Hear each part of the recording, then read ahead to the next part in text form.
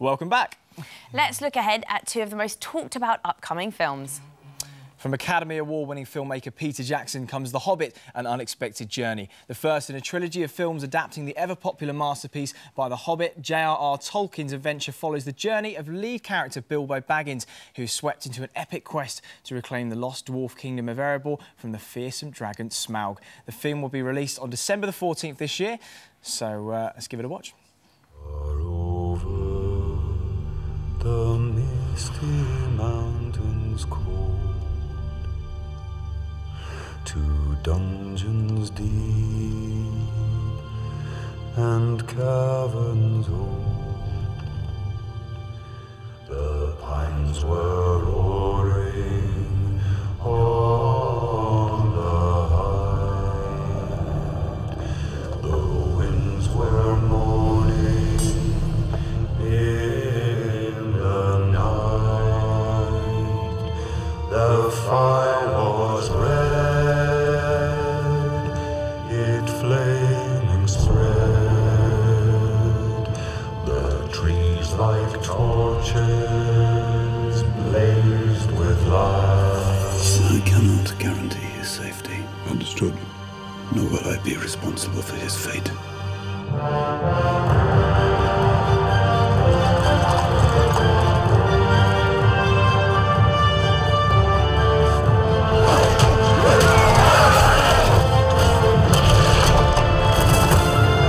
A tale or two to tell when you come back. Can you promise that I will come back? No. And if you do, you will not be the same.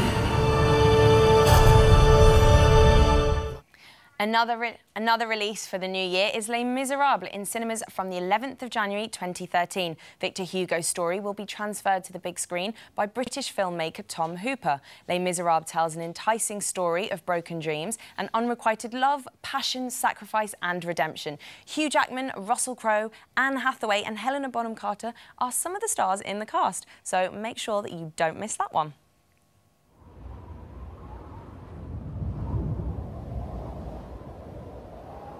I dreamed a dream in time gone by, when hope was high, life worth living. I dreamed that love would never die. I dreamed that God would be forgiving.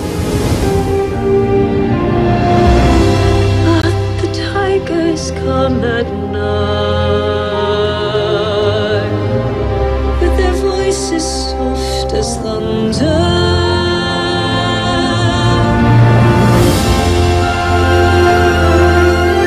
I had a dream my life would be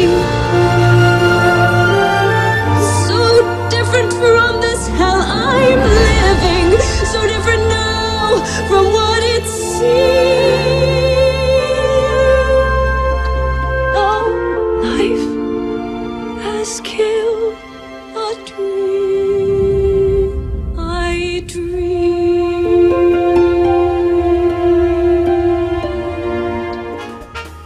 An obvious challenge for any filmmaker to adapt a story from another media into a live-action film like Les Miserables.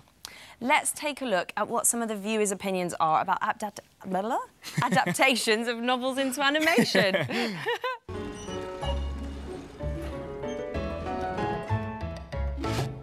So I think when you adapt a book into a feature animation, the kind of key challenges are characterization. You know, the book length might be a lot longer, and therefore the depth and the kind of tone of character might take longer to play out, and you've got to do that quicker. I think the challenges of adapting a short film into a feature are probably adding in elements which stay true to the story without making it into a different beast. You'll have all the children who love the book and who want it to be exactly the same as the book is, but just sort of with, you know, all the cool effects that animation has. So you need to make sure you're honest to that.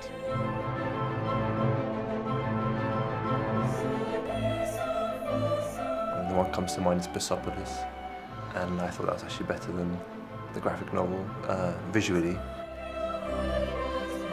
I think actually Coraline was an interesting one because I'd read the short story before and the comic book versions of it, and when they came to make the film there was a lot of added stuff to it, like they'd added new characters and so on, which were basically to kind of pad out like the fact that it was mainly kind of like this one girl's journey all on her own. So I think in animation you have a lot more freedom to adapt, if you like, the characters, and to refresh and renew the characters in a way.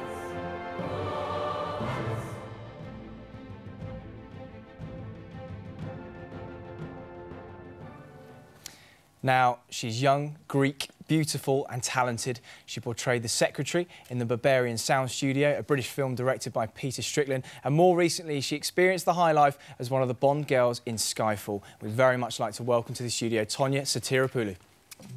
Tonia, thank you so much for joining me here in the studio. It's a pleasure to be here, thank you, and it's lovely. You're all Do you great. like our set? Yes, I love it.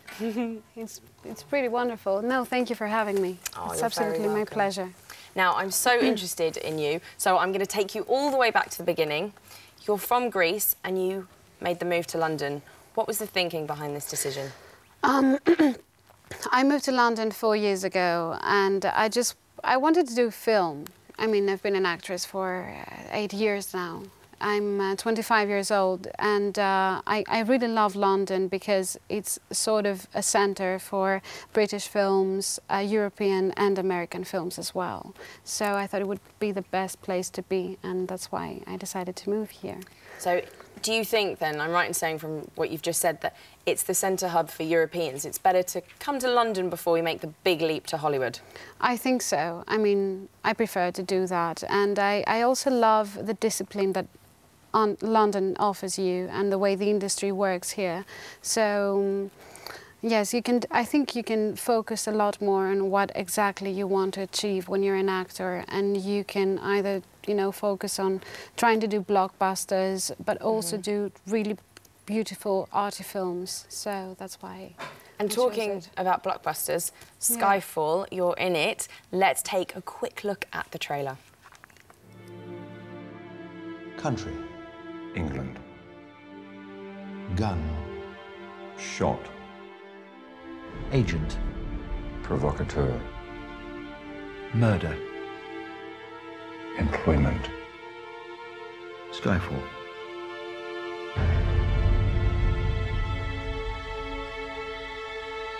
Skyfall. Done.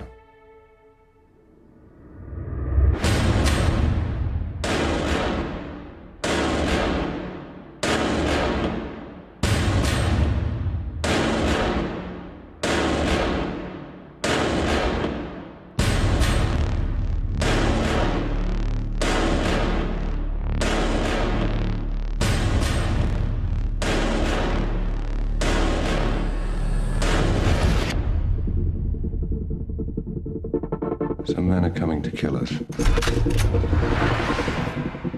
We're gonna kill them first.